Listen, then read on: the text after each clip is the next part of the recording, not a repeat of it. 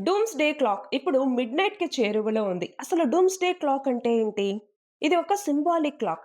1947లో American సైంటిస్ట్‌లు దీన్ని కనుక్కోవటం జరిగింది. ఇందులో మిడ్‌నైట్ అన్నటువంటిది ఒక గ్రేట్ కేటాస్ట్రోఫీని సూచిస్తుందన్నమాట.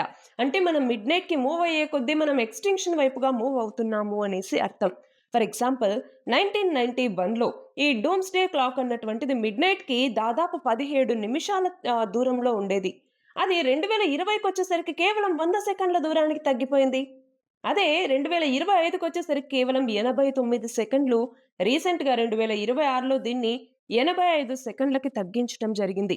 అంటే మనము చాలా డిజాస్టర్ వైపుగా మూవ్ అవుతున్నాము అనేసి అర్థం.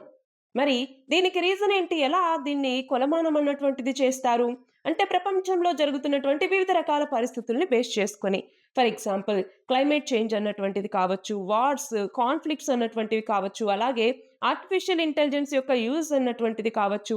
సో, వీటన్నిటిని పరిగణలోకి తీసుకొని ఈ డూమ్స్‌డే క్లాక్‌ని మిడ్‌నైట్ వైపుగా మూవ్ చేస్తూ వస్తారనమాట. మరి ఇది హై టైమ్ అని చెప్పాలి. The clock is ticking. మరి అన్ని దేశాలు కలిసికట్టుగా ముందుకు సాగితేనే మనం ఈ గ్రేట్ డిజాస్టర్ నుంచి బయటపడవచ్చు.